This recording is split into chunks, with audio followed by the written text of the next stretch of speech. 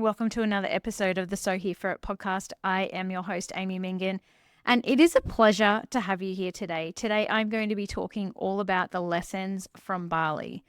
I have recently run a women's retreat, women in business retreat over in Bali, and I do this twice a year. So if you're keen to know dates for the next one, I'm going to put info into the show notes. So make sure you have a look at that. Otherwise, you can reach out to me and we can have a chat about it.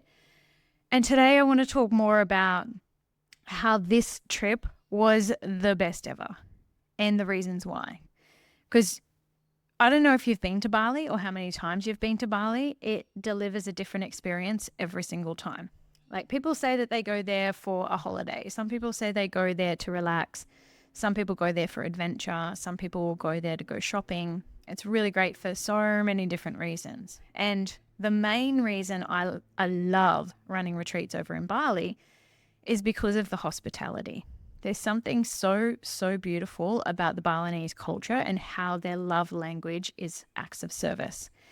And I love this because when I'm over there, I am in service to my retreat guests, absolutely. But also, it's not just about me going and emptying my cup being of service, right? Every single time I'm running an event, I'm also filling up my cup. So it's not about me emptying it, it's about me running from my overflow. And I want to let you know how I do this, because this is an art form. I haven't always been able to do this, but I feel like I've nailed it now. So I want to share it with you.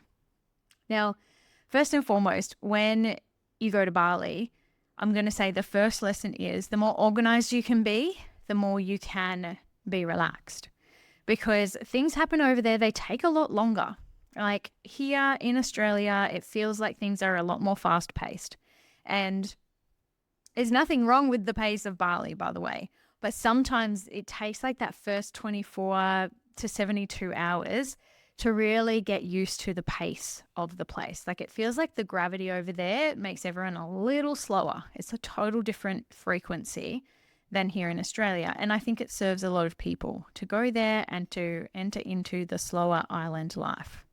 Now, if you're not organized, it can come as a little bit of a shock. You know, you might have a long wait to line up in a line, for example. You might have a long wait to wait for a driver. There's lots of different things. So I find that the more organized you can be, the more you can relax, because it's all there and ready. And you might have to pay a little bit more for that, but it's so worth it. So organization is key. Like, organize whatever you possibly can before you go, and it makes it such an easy trip. Now, the next thing is, it leads me to the next thing, where you don't always get what you want, but you always get what you need. So a lot of people will call Bali Mama Bali. And the reason for this is, you think about a mum. A mum is super nurturing, but a mum will tell it like it is. If you hit a boundary, you'll get told, right? Like, don't do that. That's enough. So some people go to Bali and they get a bit of a kick up the butt. Some people go to Bali and they have huge, massive realizations. And then others just get this amplification of exactly who they are. They get this beautiful surrender experience. They get like the heart crack open experience. And I would say that this particular trip that I've been on, like, I've been there 12 times. So it's like there is a lot of times that I've been there and I feel like I did get the kick up the butt, because I would go into the trip unorganized, a little bit distracted, feeling like I was half in and half out because I had little kids. And this time, because the kids are older, we've done it so many different times. My husband is so great with the kids. I can leave them all at home and feel so great about it. I can also get myself so organized that things go really well. And I know how long things take, so I allow for that time. And I know the sorts of things that people are going to come up with while they're on retreat with me, while they're in different experiences. So I feel like I'm well prepared for that now. And so when something comes up for someone, I might have a process or a certain way of knowing what to do when that person is about to go through those things, as opposed to prior to that, it was like, oh, okay, this is coming up for this person. And what resources do I have in order to help them through it? Or is it simply a space holding exercise? And that's what I really got to learn this time, is that people sometimes think that they're broken. And what I am here to help you realize is you're not broken. There's nothing in you that needs to be fixed. And even with the people around you who you might be having issues with at any time, they're not broken either, and nothing in them needs to be fixed. This is always more of you that gets to be integrated. So it's always about you, noticing that aspect of yourself and saying, okay, I get to learn to be okay with this part of me. I get to learn to be more accepting of myself.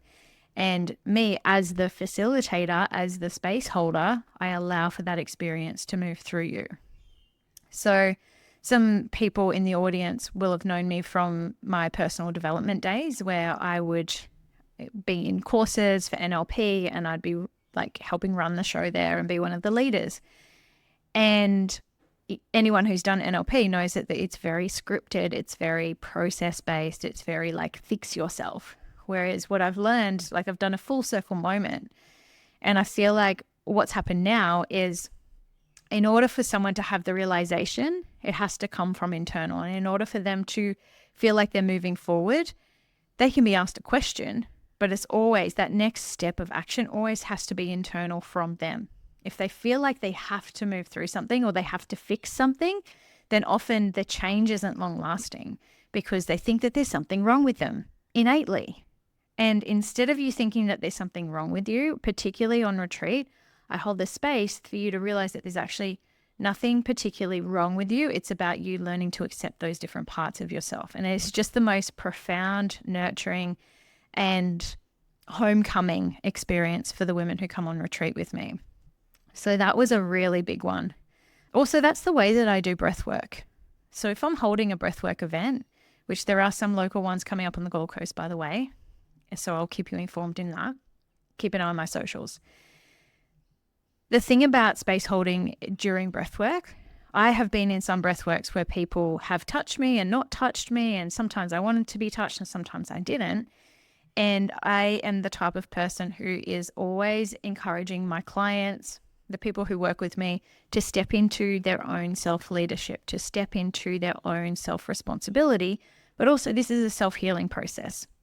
No one ever gets to this point where it's like, I am healed.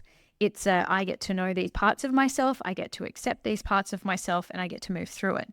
So bringing it around to breath work, sometimes inside breath work, there's the facilitators that might feel a little bit uncomfortable with people processing their stuff.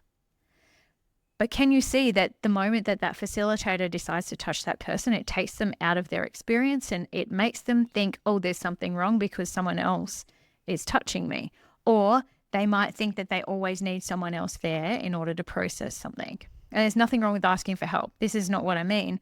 What I mean is, what would happen if you realized that you have this opportunity to step into who you truly are and you took that self-leadership position? And that's what I'm all about. I'm all about you becoming more empowered with the decisions that you make and the way that you feel about yourself. So that's an exciting thing that's up and coming. So that's really great too. We did lots of yoga and breath work, and it was about holding the space for whatever was coming up for the women on each day. And it wasn't heavily spiritual and it also wasn't unspiritual. So it's when people say what happens on retreat, it's just like you get to experience whatever it is that you need to experience and you want to experience. And it can be as spiritual or not spiritual as you wish, because you'll always get what you need. In every single space that I hold, you always get what you need. So that is the next one. So the other thing that I want to talk about here is the more you can surrender into this. So the surrendering, so be organized.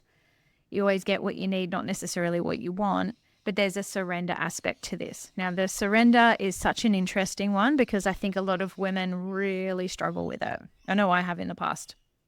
And the surrender should not be described as a giving up. So sometimes there's a giving up energy feeling to it, like you have to admit defeat, but it's not that. A surrender is like being unbothered. It's like, oh, that's happened. I'm going to surrender to that. As opposed to, I really wanted that to happen. Now I'm going to give up. Like it's a different feeling to it. So it's nuanced. I want you to consider, if you were to surrender into a hammock, how would you surrender into a hammock? Feel that? And that's the sort of thing that I'm talking about. If you surrendered the outcome, you can still have a positive awareness around what you want. You can still have a positive awareness around the goal that you've set, for example, or the path that you're on. But a true surrender is you're not attached to the way that it happens. So I like to think about a goal like we have a path, a really clear path, and we always have faith that we're headed toward that goal. But what happens is things happen in front of us. So it's like you're walking along your path and then all of a sudden a tree falls in front of you. How are you going to get through the tree, around the tree? Do you need a chainsaw? What are you going to do?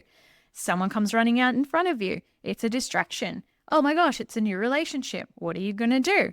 So along our path, we learn the different things so that we can get to the goal. The goals just don't randomly exist and then we randomly get them. Nothing is random in this. It's all about learning and it's all about experiencing, and it's all about then integrating that into your experience so then you get to move to the next level. The thing about surrendering is when you're not expecting things to go a particular way, any which way, you get to actually be present and in your body and feel safe, and you actually get to enjoy it. Like there's a huge thing that really came through for me prior to going over to Bali, and it was like I was getting a bit stressed one day because there were a lot of logistics that I needed to sort out. And they're those sorts of logistics like just before a wedding. There were some things that like you just can't do until the last minute, and it's totally fine. And I was getting them done, but I felt a bit stressy and I was like, hang on a minute. What if I just decided right now I'm going to enjoy this? And it sounds like the most simple thing ever, but I want you to notice the feeling in your body if you say this to yourself. Just go, what if right now I decided to enjoy this? And it brings such a presence to you. It brings your fight or flight into a more calm and present state. And even if you were feeling a little bit apprehensive, it actually helps to calm you down. So I want you to say that to yourself more regularly. What if I enjoyed this? What if I could enjoy it? Because it helps you get through the resistance, but it also helps you get through the overwhelm or any sort of like fight, flight, freeze response. So give that a go. I found that to be really, really helpful. And I think that was key to me really, really enjoying this particular experience. Now, the last thing that I wanted to say around this is how important alone time is. Now, I don't want you to think about it being lonely. It's choosing to be alone, to be in your own space, to contemplate what's going on for you and the things around you. Because one of the women said this. I said on the last day, I was like, does anyone have any feedback? I'm super open. Like one of them said, I literally feel like I've been here for 3 weeks and it's only been 4 nights and 4 days. She goes, how did you do that? And the thing is, all of my experiences are always curated. I always think it through and organize as much as I can, but I do the one thing that allows for enough alone time so they can contemplate and they can process in their own time. But also, importantly, this is a really important thing to me, is that they get to experience things without it having to always be in their conscious mind all the time. So I do a lot of processes very subtly with them, with the words that I speak, with the exercises that we do, with the activities that we do. Like there's so much that goes into a retreat, but to the person who's experiencing it, it literally feels like the most effortless thing in the world. And that's the way I want you to experience it. So that's why she's like, some days felt really fast, but then there was always so much time. And it's like, imagine how much time is available to you when you're super present with it, when you're actually invited to enjoy it. And that's what it was about. Enjoying every morsel of food, enjoying the fresh coconuts each day, enjoying the yoga poses, enjoying the breath, enjoying jumping into the pool, enjoying the sunshine on your skin. Like there's so many different aspects. Oh, one more enjoying thing, because this was really good, is walking into the aircon when you go into your bedroom. Like there's nothing quite like it. So I want you to consider how often you're allowing yourself alone time. Because this alone time, even if it was half an hour here and half an hour there, it was a very, very important part that I actually scheduled into the retreat so that they all could go to their rooms and contemplate and catch up with just being themselves. And this is a really important thing that I don't think enough people do. You think if you're waiting in line for your coffee, you're probably on your phone. If you're walking on the beach, you might be listening to a podcast. If you're in the car, you might be listening to music. If you're in the house, you might have the kids or husband around or the dog. So think about how often you're actually not alone when you think you're alone. And I want you to consider how you can schedule in some alone time each day, because I heard this by someone, I can't remember who said it the other day, but it was really, really potent. And they said, the people who are most committed to their personal growth and the people who really get somewhere with their nervous system are the ones who allow some personal reflection time each day. And I was like, well, that's why the retreats work so well. That's why this personal growth is so important to me, because I get up a little bit earlier than my family, so I get a bit of alone time then. And I also stay up maybe half an hour later than them. So I get an extra hour to myself each day. And this is what's really important to me, because that gives me my pondering time. It's a big creativity time. It's a big sigh of relief some days. And other days it's a big inspiration. But if I didn't have that time, I wouldn't have the space in my mindset. I wouldn't have the space in my body in order to continually grow, because everything would feel like it's just stacking on top of each other. So I want you to consider this for yourself and bring some alone time into your day and bring that self-reflection into your day. And these are all of the main lessons that I got from Bali. So I hope you've really enjoyed it, because when you step into these sorts of spaces, it really does allow you to be in your feminine. And a lot of women, whilst they could dress in pretty dresses, whilst they can wear their hair out, get their hair done, have their nails done, all of that, a lot of women are still living in the masculine, in the doing, in the constant achievements. And I know this is very much a me thing too. Us allowing the space to receive, the space to ask for help, the space to be in our feminine, this is a really, really powerful part of our life, our business, and our personal growth.